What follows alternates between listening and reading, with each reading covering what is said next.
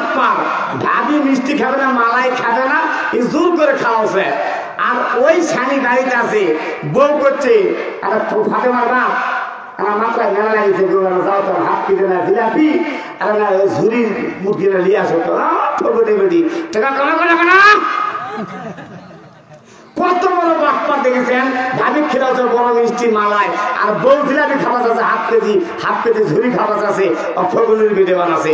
এরকম যুবক টাউট, এরা হলো টাউট। এই টাউট আমাদের দেশের দুই একজন আছে না নাই?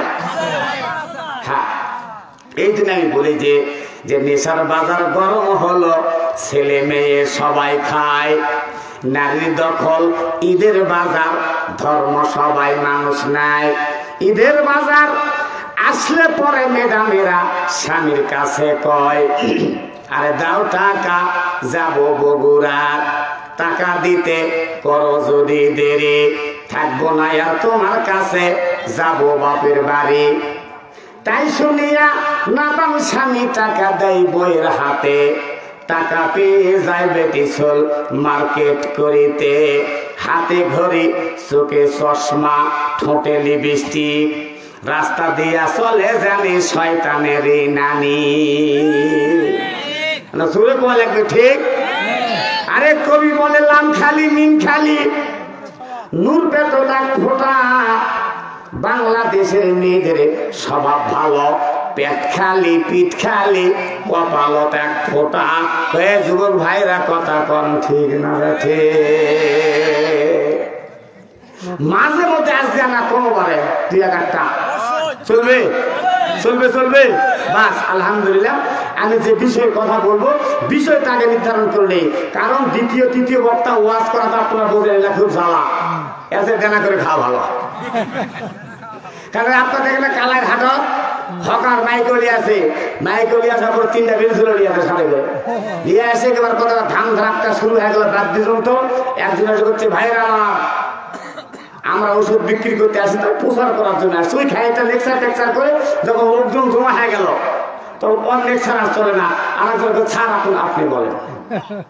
তেমন দ্বিতীয় বক্তার কাম হলো এগুলা সব যারা সব রেডি তারা করে প্রধান বক্তাকে খালি ফিনিশিং দেবে। তা আমাকে আগে খেলধুল খুবই সমান করি আগে। হ্যাঁ না, আজকে খেলা হবে, দরকার বলে 11টা কেন আমি করছি। বক্তারা যখন টাকা নিবে দু তিনটা বক্তা, তৃতীয় বক্তা মিস করলে দ্বিতীয় বক্তা যতক্ষণ পারে করবে, দ্বিতীয় বক্তা যখন থেকে যাবে তখন প্রধান বক্তা দিবে সারা রাত টাকা লিবু। কালকে এক বক্তা ওয়াজ করলো 70,000 টাকা, আধা ঘন্টার ভিতর লোক ফাঁকা। আমি বলছি টাকা ফাঁকা রে।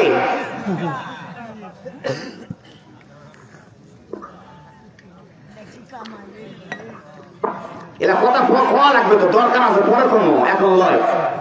আমি যে বিষয়ে কথা বলবো আগে বিষয়টা নির্ধারণ করে নেওয়া দরকার। গত বছর আমি ওয়াজ করেছি, আমার মনে আছে, এই মঞ্চে সূরা মারিয়মের মরিয়মের ওয়াজ, আজকে মরিয়মেরটা লয় বাবা, কালকে ওরাই কই, কালকে হলো ওই একই ওয়াজ হলো, দরকার নাই।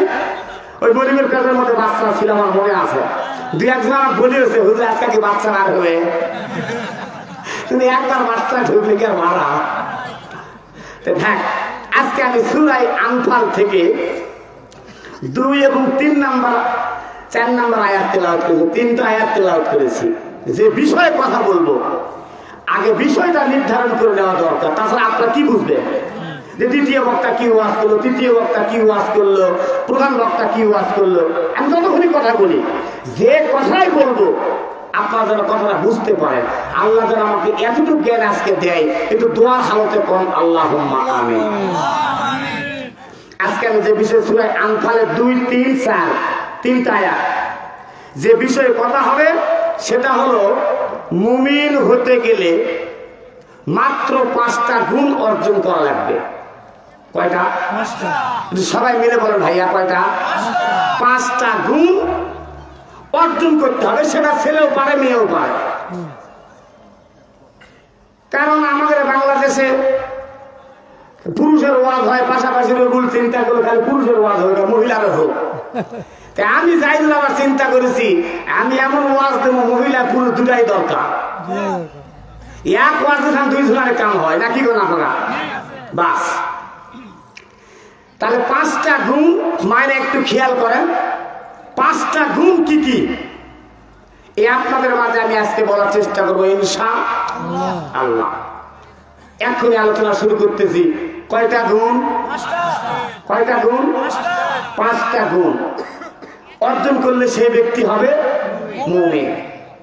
আল্লাহ তাকে আবার 3টা পুরস্কারও দেওয়ার ওয়াদা করেছে। পুরস্কার আল্লাহ খুশি হয় আবার দিবে। অনেক সময় মিস্ত্রি আপনার এক কাজ করতেছে, অনেক সময় কাজের পরে বকশিস দেয় না, কাজটা ভালো হয়েছে। আবার কত বাটপার আছে ওদের, কাজই ভালো হয় না, আমি বকশিস দিবে না। কিন্তু আল্লাহ তো ওইরকম বাটপার নয়। আল্লাহ যেটা ওয়াদা করে সেটা দেয়। এখন আলোচনা শুরু করতেছে। আপনারা আমার সঙ্গে পড়েন না, আপনারা পড়বেন।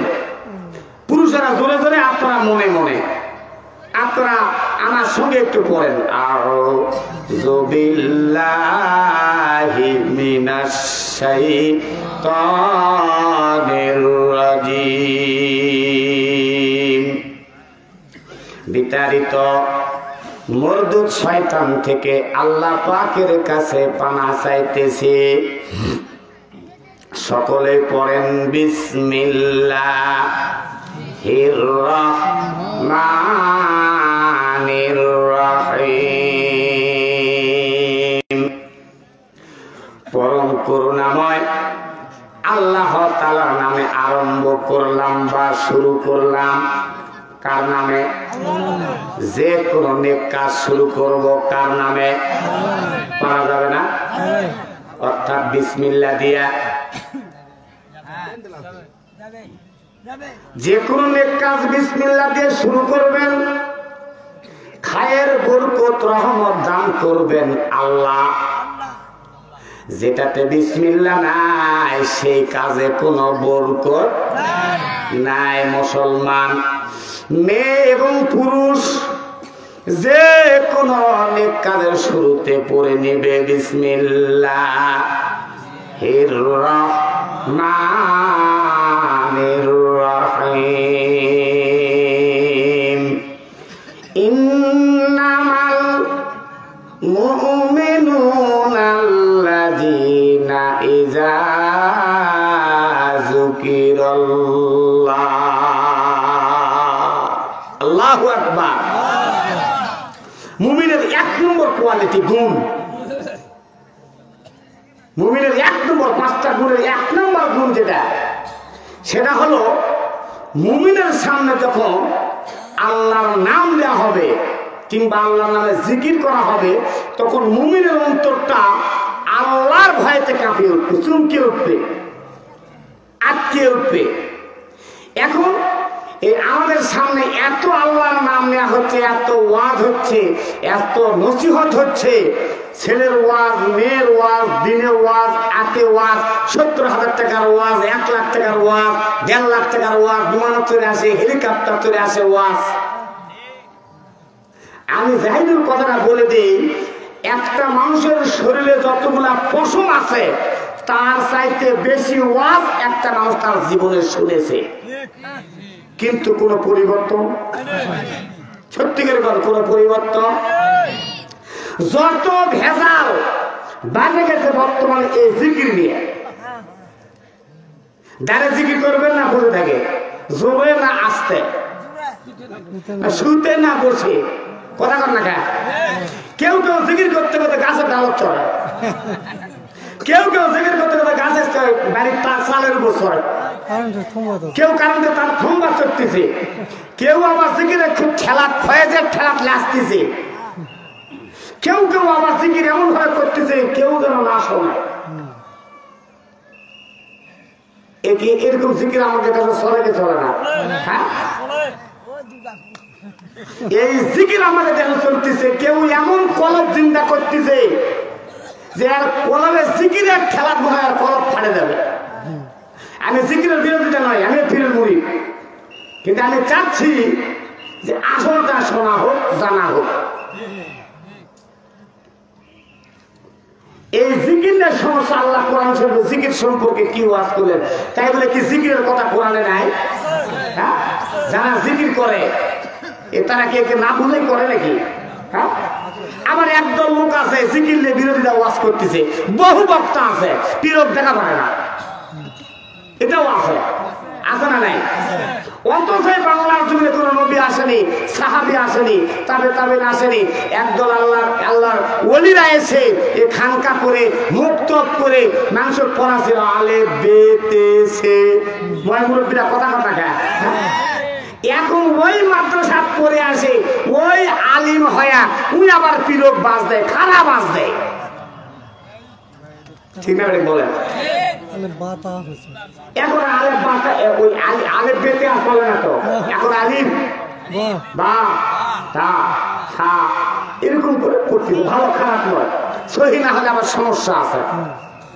কোরআন শরীফ একটু বলো। আমার আল্লাহ জিকির সম্পর্কে বলতেছেন, আলা বিযিকরিল্লাহি তাতমাইন্নুল কুলুব। এই জিকির আত্মার প্রসন্নতা বাড়ায়, এই কলব পরিষ্কার করে একমাত্র আল্লাহর জিকির। সেই জিকিরটা আপনি জোরে করা লাগবে না, আবার অন্তরে করলে চলবে।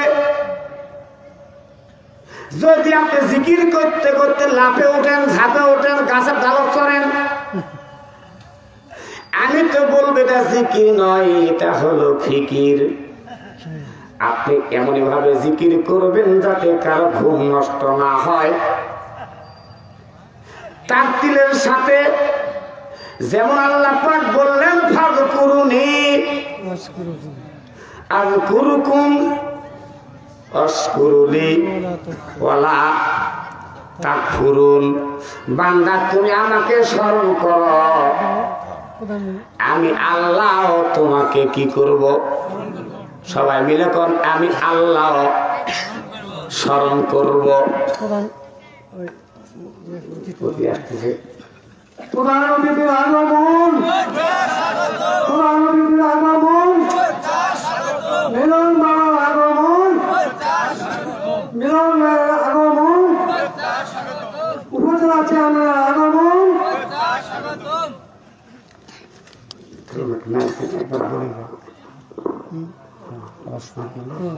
আবার শুরু করলে আবার একবারে বলে বসে থাক না, যাক সমস্যা নেই।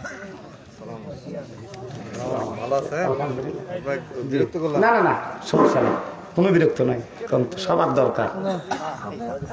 হ্যাঁ হ্যাঁ, এখন না ওটাই আমিও চাচ্ছি, আপনি কথা বলে বসে থাকেন, আমি যাতে বলিনি।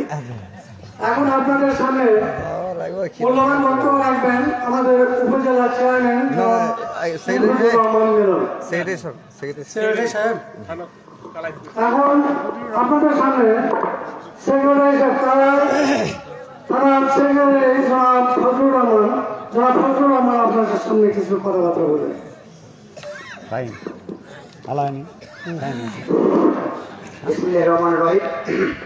আজকে হযরত ফাতেমা জাহরা মহিলা হাফেজা মাদ্রাসা শহীদুল উদ্যোগে আজকের ওয়াজ মাহফিলের সম্মানিত সভাপতি, উপস্থিত প্রধান অতিথি এবং উপস্থিত সুধীজন, আমার সামনে প্রাণপ্রিয় মুসলমান ভাইরা, আসসালামু আলাইকুম। আজকে আমরা আপনাদের উদ্দেশ্যে এখানে উপস্থিত হয়েছেন, একটা সুন্দর মাহফিল, এটা প্রতি বছরের ন্যায় এবারও হচ্ছে। এদিন আমি কালেবুল্লাহ আমাদের পক্ষ থেকে সকলকে অভিনন্দন জানাই। এটা হওয়া দরকার, আমরা মুসলমান, আমাদের জন্য অবশ্যই এটা অপরিহার্য। আমরা এই সমস্ত হাদিস কোরআন থেকে আমরা শুনবো এবং আমরা এটা পালন করার চেষ্টা করব। আমি সকলের সুস্থতা কামনা করি। আমি আমার কথা শেষ করছি। আসসালামু আলাইকুম। সকলের ক্ষেত্রে আমার ধন্যবাদ। ধন্যবাদ ফজলু ভাইকে। উনি আপনাদের মাঝে বলেছেন যে এই ধর্মীয় যাত্রা হওয়ার প্রয়োজন আছে, এটা সামাজিক মূল্যবোধ থেকেই করা উচিত। তো এখন আপনাদের মাঝে মূল্যবান কথাবার্তা বলবেন আমাদের উপজেলা পরিষদের চেয়ারম্যান জনাব মিনফুজুর রহমান নীলম।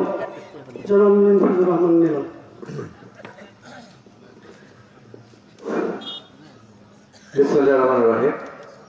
আসসালামু আলাইকুম ওয়া রাহমাতুল্লাহ। হযরত ফাতেমা রাদিয়াল্লাহু তাআলা মহিলা মাদ্রাসা ও এতিমখানার উদ্যোগে যে আজকে যে ওয়াজ মাহফিল, সেই ওয়াজ মাহফিলের সম্মানিত সভাপতি, যদিও সভাপতি দেখতেছেন অসুস্থ মানুষ, ঠিক আছে। তো যাই হোক, এখানে যারা উপস্থিত আছেন মুরব্বীবৃন্দ এবং ওলামায়ে কেরামগণ এবং আপনারা যারা সবাই উপস্থিত, আপনার সকলকে আমি আন্তরিক শুভেচ্ছা এবং ধন্যবাদ জানাই। আসলে এই সিজনে আমার মনে হয় প্রথম ইসলামিক জলসা আসা। এর আগে আমাদের এদিকে খুব একটা হয়নি, এখন শুরু হয়নি, এটা প্রথম আসলাম, এই জন্য ভালো লাগছে এবং বেশি ভালো লাগছে যে লোক সংখ্যা বেশি আছে, ঠিক আছে। আমি গত কয়েক বছর ধরে একটা জিনিস দেখতেছি যে ইসলামিক জলসায় লোক কমতে আছে, জলসার ভিতরে লোক কমে, আর বাইরে যে মেলা হয় মেলায় লোক বেশি, ঠিক আছে। যত দিন যাচ্ছে এই ঘটনা মানে এই জন্য দেখে ভালো লাগলো আজকে যে ভিতরেও অনেক, বাইরে অনেক বহু লোক আছে এখন, মানে গাড়ি নিয়ে আসা যাচ্ছে না। তো যাই হোক, তাও আসছি, কিন্তু ভিতরে এত লোক আছে, এই জন্য আমি মনে করি এটা একটা বিরাট বিষয়। আমরা আল্লাহর দরবারে শুকরিয়া করি, আলহামদুলিল্লাহ। মানে আল্লাহ আমাদের এখানে বসার আসার একটা সুযোগ করে দিয়েছেন, এই জন্য আমরা আল্লাহর কাছে শুকরিয়া করি।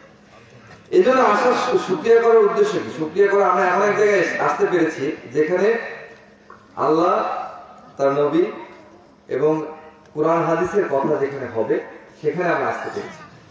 মুসলমান হিসাবে আমাদের কি কি করণীয়, কি করা যাবে না কি করা যাবে, সেগুলো নিয়ে এখানে কথা হবে। এই জন্য আমরা এমন এক জায়গায় আসতে পেরেছি, এই জন্য আমরা আল্লাহর কাছে শুকরিয়া করেছি। তো আমি যে কথাটি বলবো সেটি হলো যে এই যে আমি তো ধরেন 15 বছর হলো আমার এই জলসা, বিভিন্ন ইসলামিক জলসায় যাওয়ার, যে প্রতি বছরে যাইতে হয়, অনেকগুলো জলসায় যাইতে হয়। তো মাঝখানে কয়েকটা বছর খুব কষ্ট লাগছে আর কি, মানে সংখ্যা কমে গেছে, মানুষের সংখ্যা কমে গেছে, আমাদের মধ্যে সে ইমানি যে চাহিদা, এই চাহিদাটা কমে গেছে। জানি না, আল্লাহ তাআলা ভালো বলতে পারবেন যে আমাদের মধ্যে কেন এতটা এরকম হলো। তো আমরা সবাই মিলে দোয়া করব যে আল্লাহ রাব্বুল আলামিন যেন আমাদের সবাইকে হেদায়েত দান করেন। আর আপনাদের আমি কথা বলাবো না, বেশি কথা বলা আসলে এখানে, যখন আমাদের মতো লোকের কিন্তু ইসলামিক জলসায় যাওয়ার একটা উদ্দেশ্য হলো, উদ্দেশ্য বক্তব্য শোনানো। আমার বক্তব্য শোনার জন্য কেউ আছে, ঠিক আছে।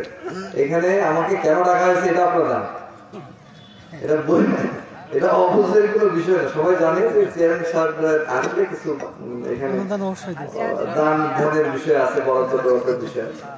যাই এখানে আমি ব্যক্তিগতভাবে সব জায়গায় যতটুকু পারি করি, তবে সরকারি বরাদ্দ একটা বিষয় আছে। সরকারি বরাদ্দ আমি পৌরসভায় আসলে সরকারি বরাদ্দ দিতে পারি না, হুইপ মহোদয় যে বরাদ্দগুলো আছে সেখান থেকে দেওয়া হয়। তো সেক্ষেত্রে মানে এই মাদ্রাসায় আমরা বিভিন্নভাবে বরাদ্দ দিয়ে আসছি। গত এই কিছুদিন আগে এখানে বরাদ্দ দেওয়া হয়েছে, ভবিষ্যতেও দেওয়া হবে, কারণ এখানে কোরআন শিক্ষা হয়, এখানে হাদিসের শিক্ষা, মানে এইটা মানে এমন একটা জায়গা যেখানে বরাদ্দ দিলে আমিও উপকৃত হব, এই বাচ্চারা উপকৃত হবে, বা যারা শিক্ষকরা আছে তারা উপকৃত হবে। আমার নিজের স্বার্থে আমাকে দেওয়া লাগে, এই কথাটা আমি আপনাদেরকে বলতে চাই যে আপনারা শুধুমাত্র সরকারি অনুদান, সরকারি বরাদ্দে কিন্তু এই ধরনের প্রতিষ্ঠান চলতে পারেন। এখানে সবার সহযোগিতা প্রয়োজন। এখন আমরা সবাই সহযোগিতা কতটুকু করি সেটা নিজের মনের কাছে প্রশ্ন করি। আমাদের অনেকের সামর্থ্য আছে, অনেক বেশি দেওয়ার সামর্থ্য আছে, আমরা দিই না, কারণ আমার মনটা ওই পরিমাণ বুঝ নেই, মনের মধ্যে ওই পরিমাণ বুঝ নেই। আমাদের এলাকায় দেখেন অনেকেই হয়তো অনেক কথা আছে, রাজনীতি, আমরা রাজনীতি করি, রাজনীতি অনেক কথা শুনি আর কি, ঠিক আছে। হ্যাঁ, যে জিনিসপত্রের দাম বাড়ছে, এ হচ্ছে সে হচ্ছে, এবার মানুষের কামাল বাড়ছে। যে একজন ভ্যানারা আমাদের এলাকার একজন জমির শ্রমিক, একজন ভ্যানারা যে পরিমাণ টাকা দিলে ইনকাম করে, সে কিন্তু নিজের পরিবার চালানোর পরেও সে যদি চায় এই ধরনের প্রতিষ্ঠানে সে বলতে মানে কিছু অনুদান দিতে পারে, যদি সে চায়, মনের থেকে যদি চায়। আর যার সামর্থ্য আছে সে তো আগেই পাবে। দেখেন এই গ্রাম, আমার গ্রাম একটা পৌরসভার মধ্যে একটা গ্রাম, অনেক বড় গ্রাম, এখানে অসংখ্য ধনী মানুষ আছে, আছে না? না আছে, সেটা আছে, আরো অসংখ্য ধনী মানুষ আছে, তারা অনেকেই দান ধ্যান করে। কিন্তু আমার কথা কিন্তু আলাদা। আমার কথা হলো যে আমরা নবীজি আমলের কথা চিন্তা করি, সাহাবায়ে কেরামদের সময়ের কথা চিন্তা করি, তারা কতটা দান ধ্যান করতেন, নিজেদের জান মাল কুরবান করে দিতেন। আমরা দেই না। আমি নিজের কথা যদি বলি তাও আমি বলি, সবাই আমরা কি ওই পরিমাণ দেই কিনা? আমরা দিই না, কারণ আমার মধ্যে বুঝ নাই যে আমি দিলে, আমি যদি এখানে দান করি আল্লাহ যে আমার উপর মানে অনেক বেশি রহমত নাজিল করবেন বা আমাকে বিভিন্ন ভাবে এর প্রতিদান দিবেন, ইহকাল পরকাল দুইকালের প্রতিদান দিবেন, এই বুঝটা আমার মধ্যে নাই। হয়তো আমরা অনেকে জানি এটা, কিন্তু মন থেকে মানি না। যদি আমরা মানতে পারি তাহলে কাউকে বলতে হবে না যে এই ধরনের প্রতিষ্ঠানে দান করেন। একটা মসজিদ, একটা ইবতিদায়ী মাদ্রাসা বা হাফেজিয়া মাদ্রাসাতে দান করলে যে আমার ইহকাল পরকাল দুই কালের উপকার হবে, এই বুঝটা যখনই আমার মধ্যে আসবে, আমি এটা মন থেকে যখন গ্রহণ করতে পারবো, তখন কাউকে বলে বুঝাই দিতে হবে। আল্লাহ রাব্বুল আলামিন আমাদেরকে সুস্থ অবস্থায় এখানে নিয়ে আসছে, ঠিক কিনা? অনেকেই কিন্তু আসতে পারে না, মনে ইচ্ছা ছিল আসতে পারে না। এই যে সুস্থতা, এটা একটা আল্লাহর বিরাট নিয়ম। যার বাড়িতে একজন কঠিন রোগী আছে, মানে বিভিন্ন কঠিন রোগ থাকে, রোগ বালাই থাকে, আল্লাহ কাকে কিভাবে পরীক্ষা নেয়। আমি যে ব্যক্তি, ধরেন একটা লোক বাড়ি করছে এখানে, আমি মনে করেন যে আমি নিজের বাড়ি করছি 50 লাখ টাকা খরচ করে, ওই লোকের যা বলেন যে বাবা তুমি নিজের বাড়ি করলেন 50 লাখ টাকা খরচ করে, আমরা আল্লাহ ঘর নির্মাণ করতেছি, তুমি 5 লাখ টাকা দিবে? কেউ দিবে? খুবই কম। যে এখন আল্লাহ তো মানে আল্লাহর বান্দা দুই একজন আছে, কিন্তু এত বেশি দিতে না, ম্যাক্সিমাম দিবে। কারণ যে 50 লাখ টাকা খরচ করে বাড়ি করতে পারছে, তার 5 লাখ টাকা দেওয়ার সামর্থ্য আছে কিনা? আছে, কিন্তু সে দিবে না। কারণ আমাদের মধ্যে বুঝতাম যে আমার কথা হলো যে আমরা এই ধরনের, আমি যে লোক 50 লাখ টাকা দিয়ে বাড়ি করছে, সেই লোক যদি 5 লাখ টাকা মসজিদে দেয়, আল্লাহ তাকে এই 5 লাখ টাকার বিনিময়ে আরো অনেক টাকা মালিক করতে পারেন না? এটা সহজ বিষয়। আল্লাহ পারেন না এমন কিছু আছে নাকি? কোনো কিছু নাই, আল্লাহ সবকিছু করতে পারে। ওই বুঝটা আসতে হবে আমাদের, ওই বুঝটা আমাদের মধ্যে আসতে হবে। আমরা খোদা না করি, আমি যে ব্যক্তি, আমি হয়তো মসজিদে 10,000 টাকা দিতে আমার দ্বিধাদ্বন্দ্ব হচ্ছে, সামর্থ্য আছে আমার দিতে দ্বিধাদ্বন্দ্ব হচ্ছে, সেই ব্যক্তিকে আল্লাহ যদি কোনো কঠিন রোগ দেন, আল্লাহ না করে কোনো কঠিন রোগ দেন, আমি ভিটা বাড়ি বিক্রি করে হলে চিকিৎসা করাবো না? তাহলে আল্লাহ আমাকে সুস্থ রাখছে, কিছু আল্লাহর এই নিয়ামতের কি আমি কিছু শুকরিয়া আদায় করবো না? এই জিনিসটাই আমি আপনাদেরকে অনুরোধ, যে দয়া করে আমরা নিজেদের মনের কাছে যদি এই বুঝটা যদি দিতে পারি, আর কিছু লাগে।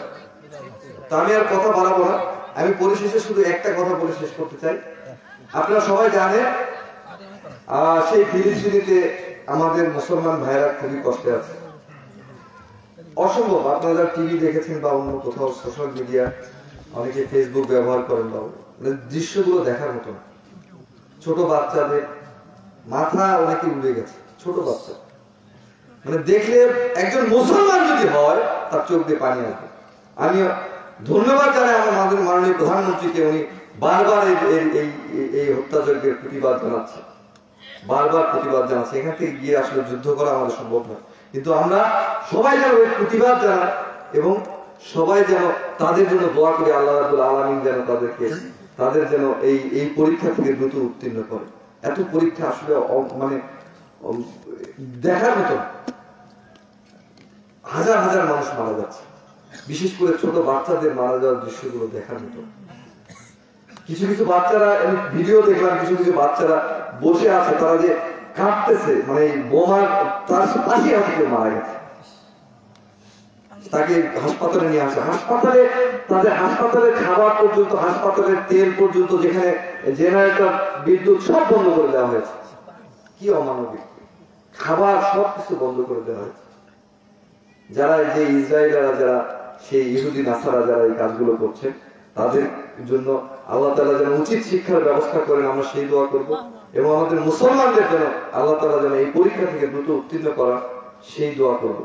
এবং সেই সাথে আমরা সবাই মুসলমান, আসলে আমরা যদি আমরা যে এখানে একটা মুসলমানদের যে ক্ষতি হচ্ছে, আমরা হয়তো সরাসরি গিয়ে তাদেরকে সহযোগিতা করতে পারছি না, মিনিমাম আমাদের অবস্থান থেকে আমরা যেন সবাই প্রতিবাদ জানাই, সবাই যেন আমরা যেন তাদের শুভাকাঙ্ক্ষী হই, তাদের যেন এই জন্য দোয়া করি, এটাই আমাদের অন্তত অনেক বড় কিছু। আল্লাহ তাআলা হয়তো আমাদের কারো না কারো দোয়া কবুল করতে পারে। এই জন্য আমি আপনাদের সবাইকে অনুরোধ জানাবো, এই বাংলাদেশে আমরা রাজনীতি করি, রাজনৈতিক কারণে অনেক কথা হয়, ঠিক আছে, কিন্তু আমি এই জন্য মাননীয় প্রধানমন্ত্রীকে ধন্যবাদ জানালাম, যেখানে অন্য দলেরা যারা ধর্মের কথা বলে আমাদের কাছে বারবার ভোট চায়, তারা কিন্তু এই ফিলিস্তিনিদের জন্য একবার কথা বলার সাহস পাচ্ছেন। কারণ আমেরিকা নারাজ হবে, আমেরিকা নারাজ হলে ক্ষমতায় যেতে পারবো না, কিন্তু মাননীয় প্রধানমন্ত্রী জননেত্রী শেখ হাসিনা উনি কিন্তু সেই ভয় করেননি, উনি ফিলিস্তিনিদের পক্ষে বারবার কথা বলছেন। আমি আপনাদের সবাইকে অনুরোধ জানাবো, আমরাও সবাই কথা বলবো, আমরাও সবাই মন থেকে দোয়া করবো, এই আশা প্রত্যাশা রেখে আপনাদের সকলের সুস্বাস্থ্য এবং দীর্ঘায়ু কামনা করে আমাকে এখানে আমন্ত্রণ জানাবার জন্য যারা কর্তৃপক্ষ আছে তাদেরকে আন্তরিকভাবে কৃতজ্ঞতা এবং ধন্যবাদ জানিয়ে আপনাদেরকে বিরক্ত করলাম, আপনাদের কাছে ক্ষমা চেয়ে আমি আমার কথা শেষ করছি। আসসালামু আলাইকুম ওয়া রাহমাতুল্লাহি ওয়া বারাকাতুহু। ধন্যবাদ আমার স্নেহতুল্য উপজেলা পরিষদের চেয়ারম্যান সাহেবকে। উন্নয়ন ফান্ড আছে, নগর উন্নয়ন ফান্ড আছে, ওই ফান্ড থেকে রবিউল ভাই গেলে আমি মনে করি ওনার রবিউল ভাইকে কিছু ওনার ফান্ড থেকে, উন্নয়ন ফান্ড থেকে দান করবেন ইনশাআল্লাহ।